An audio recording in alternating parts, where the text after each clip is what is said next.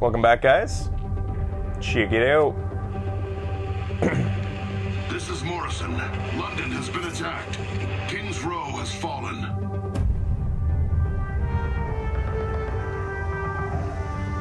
We're on the brink of open war. Hundreds are dead and thousands injured. Team, it's up to you. Lieutenant Wilhelm reporting. We will not let you down, Commander. It was my guess that these were news clips. Overwatch assets report heavy fortifications in the area. They have complete tactical control. You leave that to me. I've got something special planned. Strike team, we're counting on you. And keep the rookie safe. You can count on me, sir. Dies. So I had guessed that all that voice work was going to be like background, like news clips, like going by, giving lore to the situation, but it's just these guys interacting. Yeah. Their French voices are kind of odd. Forward. You got it.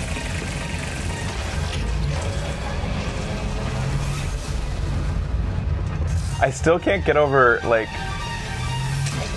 the concept of a French, like these voices in French, Yeah. having an English accent in French. That it's something that we could never hope to understand in our lifetime. Like, Whoa. to know French so well to be able to detect an English accent within a French voice. Isn't that weird? Yeah, you just kind of blew my mind. Like the idea bit. of a person speaking Japanese and a Japanese person being like, you sound like you're from like Lithuania or something, or Russia. Like a Russian accent speaking Japanese, imagine that. Weird. That's cool. Now there's another thing to watch. There's the developer update, but there's also the King's Row Uprising origin story. Cool, yeah, I want to know more about this. 20 years after we won the war against the Omnics, we were no closer to living together in peace. The building of a new home for the Omnics in London was supposed to be the first step in improving human-robot relations. But it never had a chance. The Omnic extremist group, Null Sector, launched a surprise attack on King's Row. Hundreds were killed, and thousands more were displaced as they took control. Now, they're hunting down the last of the survivors. It could be the beginning of a new war between humans and Omnics.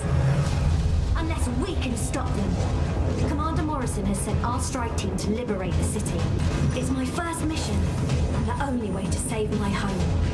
I hope we're not too late. Wow. Cool. So is that Big Ben in the background? Is it supposed to be canonically Big Ben? Well, that's a good question. I just And is assumed King's it Row a was, real but- neighborhood in the UK? So these terrorists are Omnics. They're terrorist Omnics. Yeah. They're like, so the previous Omnics were just like, that attacked were just like, you know, fucking evil, right? They thought that they were all powerful and better than humans. Now this new set of Omnics have a different MO, kind of, like, they're more rational but still terrorists because they're fighting for Omnic rights. King's Row is fictional. Is it? But I wonder if that's still supposed to be Big Ben upgraded with like that digital hologram thing Too in front small of it. to be Big Ben? Too small. There is a developer update as well. So that's cool. That is interesting. Mm-hmm. Where's the developer update video?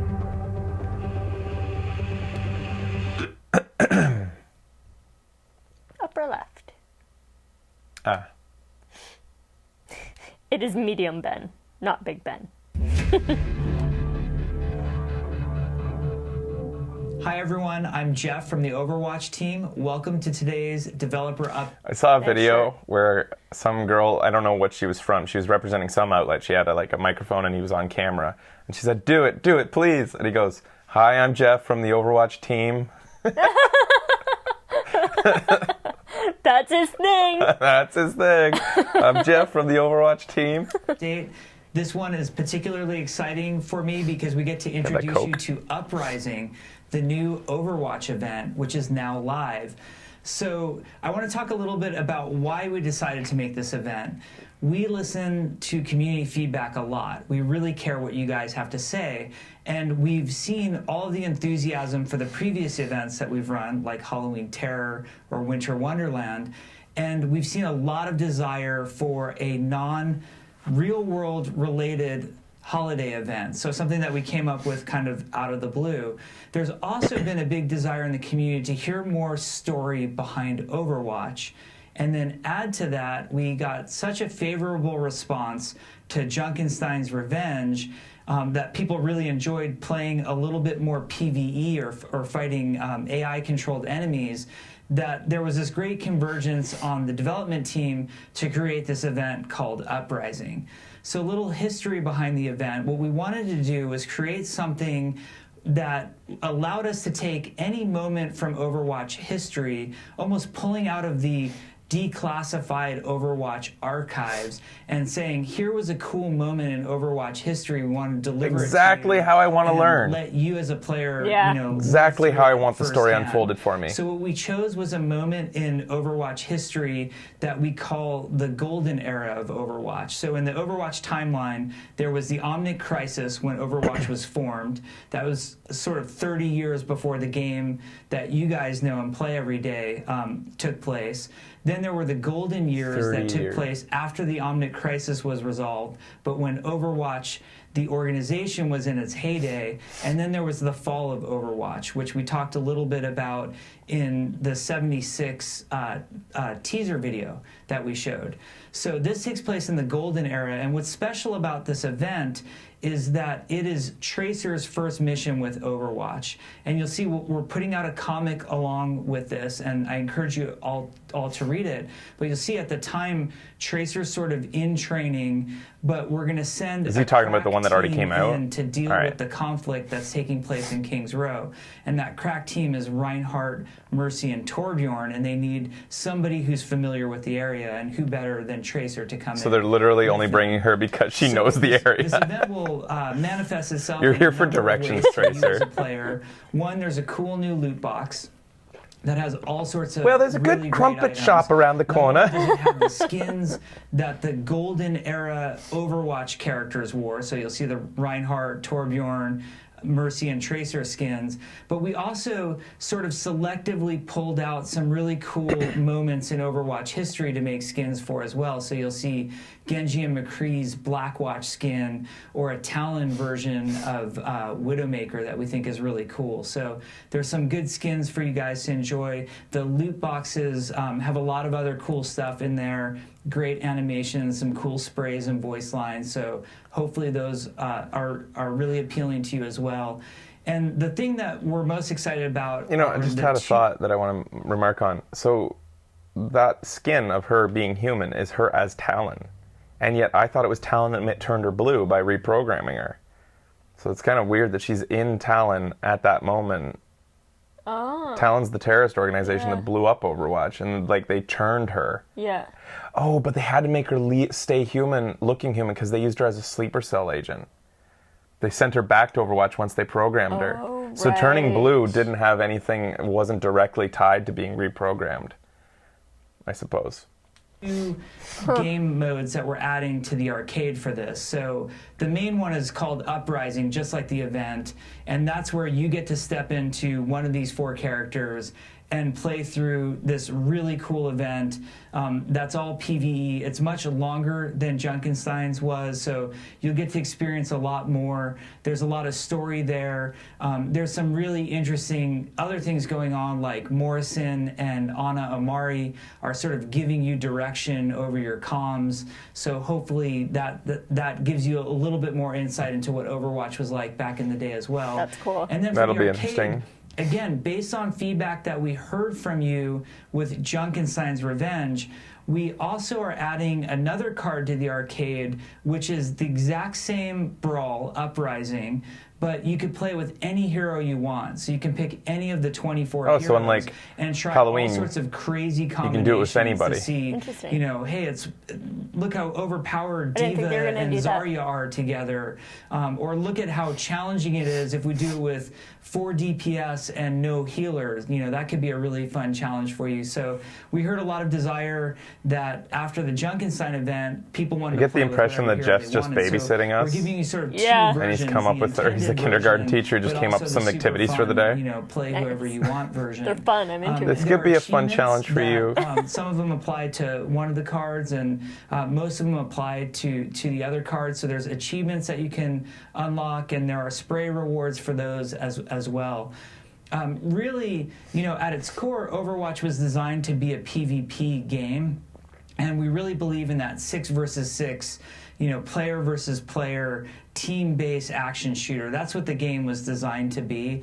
But we had so much fun making Junkenstein's Revenge, and your response to it was so overwhelmingly positive.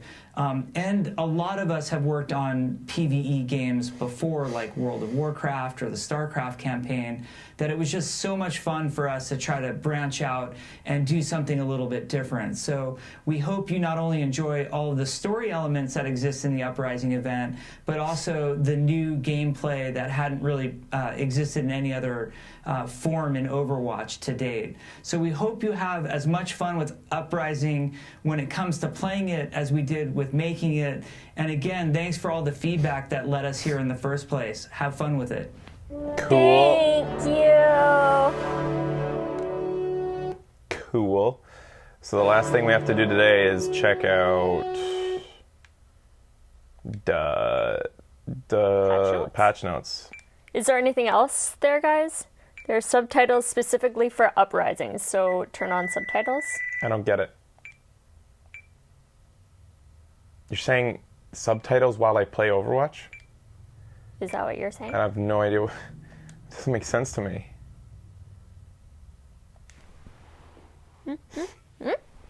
No, I'll do my own. For PvE, there's subtitles. What? That's weird. All right. I need to go to the blog. Seasonal event, view all news. We'll go through here. Patch notes. Wait, these are old. Where do I get the new patch notes?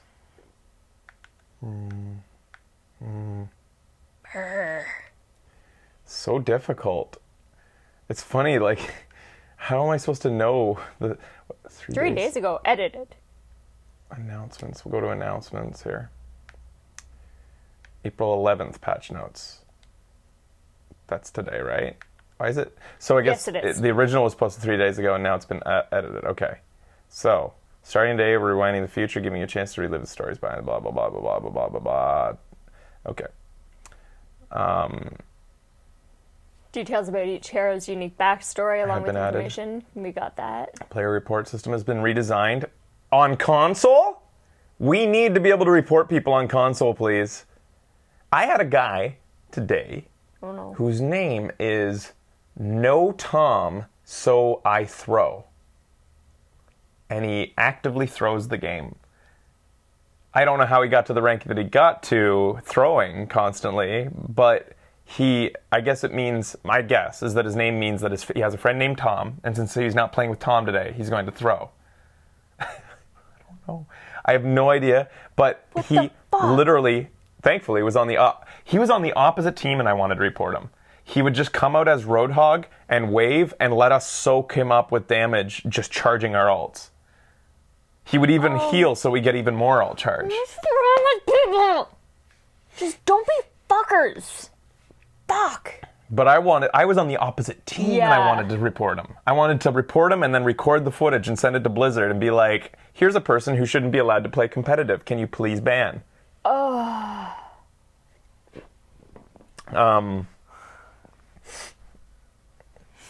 So anyways, in-game voice conversations on the Overwatch Uprising event can now be displayed as subtitles. They can be enabled under the sound tab and options. Competitive play. A tracking system has been added to Assault and Assault Escort maps that will allow us to break ties based on the progress that was made towards capturing the objective. So notches in the 3 notches you can get on a point are going to break ties. Good. Which is going to have a large impact, not just breaking ties. You're going to see teams who are like, we got to get a notch and just go fucking balls to the wall with a crazy ass comp. I don't know if it's going to have a positive or a negative effect or not. It should be interesting.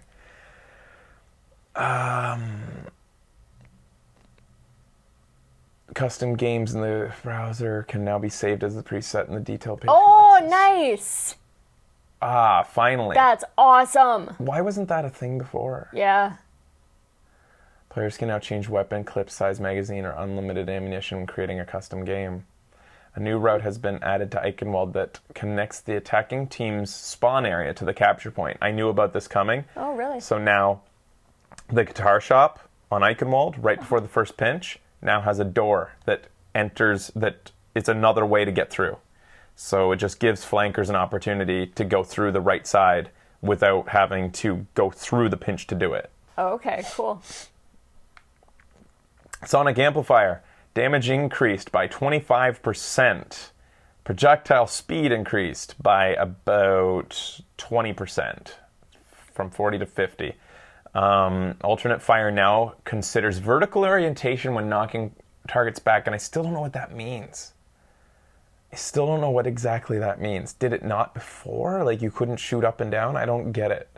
The boop now considers vertical orientation. I don't get that. All right, crossfade, area of effect. Is that a good thing or a bad thing for Lucio? I don't know.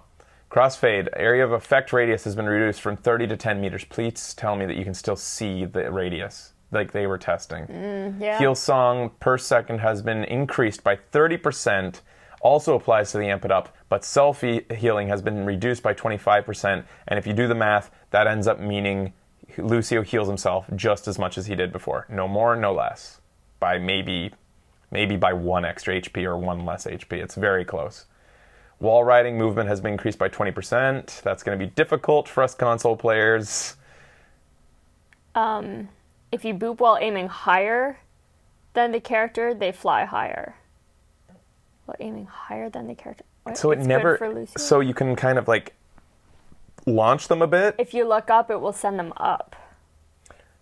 Right. Huh. Interesting. I thought it already did that. And here I've been trying to do that the whole time. That's going to change your play. You can see the radius, thank God. Nice. And your opponents can too, or I mean your teammates can? Before it just pushed them back into a straight line. Wall ride. Movement speed increased by 20%. Yeah, Right. So Lucio now receives a burst of speed while leaping off the wall. This is going to take trying to understand to decide whether I like it or not. Because I like it when I'm wall riding to stay on the wall. And 20% just means 20% less time I get to stay on the wall, to me. Lucio often felt like a must-pick due to his raw healing output and versatility and providing speed bonus to your entire team. The goal of these changes is to keep these elements feeling strong, but making him harder to apply to everyone on your team at all times. The end result, he should feel stronger with teams that he can stay close to, but not as strong with teams that the heroes are often spread out, such as Pharah, Widow, Genji. So once again, Pharah receives another inadvertent nerf. Yeah. She has received so many over the course of the game that she is probably one of the most indirectly nerfed characters out there. One might say that she is in line for a tiny buff because of it. Which is funny because there's still people out there who say Pharah needs to be nerfed, and that's insane. Much of Lucio's character power was tied up in his large passive auras, which caused other elements of his kit to weaken over time in an attempt to balance him. Now that his auras are more focused, we'll be able to allow him to be much stronger and allow Lucio to be more active in his role. I can't wait to see Stanky play this. The size character. of Orissa's hitbox has been decreased by 15%. Oh, that's a big... That didn't... Wow. Yeah, they seem Winston happy had to about wait that. a year for that. Poor guy. She gets it immediately. All right. Well, there you have it.